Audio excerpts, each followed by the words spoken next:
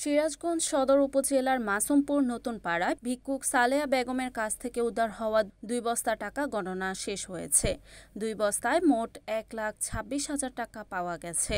বাকি আরও অনেক নোট ও কয়েন রয়েছে, যা ব্যবহারযোগ্য নয়। দুপুর 2টা থেকে সন্ধ্যা 6টা 30 পর্যন্ত পাইওয়ানিয়ার কেজি অ্যান্ড হাই স্কুলের পেছনে গ্রামবাসী একত্র হয়ে টাকা গণনা করেন। দীর্ঘ 40 বছর ধরে ভিক্ষা করে জমানো এই টাকা উদ্ধারের ঘটনায় এলাকায় ব্যাপক চাঞ্চল্যের সৃষ্টি হয়।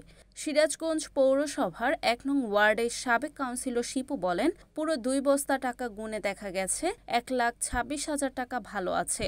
বাকি টাকাগুলো পচে নষ্ট হয়ে গেছে, ব্যবহার করা সম্ভব নয়। এখন গ্রামবাসী ও আত্মীয়দের নিয়ে বসে সিদ্ধান্ত নেওয়া হবে। এই টাকাগুলো সালেয়া বেগমের চিকিৎসার কাজে ব্যয় করা হবে। উল্লেখ্য, প্রায় 65 বছর বয়সী সালেয়া বেগম দীর্ঘ 40 বছর ধরে ভিক্ষা করে আসছিলেন। তিনি সিরাজগঞ্জ শহরের কওমি জুট মিলে বারান্দায় বসবাস করতেন। সবাই তাকে সালে পাগল নামেই চিনতেন। রিপোর্ট মোহাম্মদ দিল, NAN টিভি, সিরাজগঞ্জ।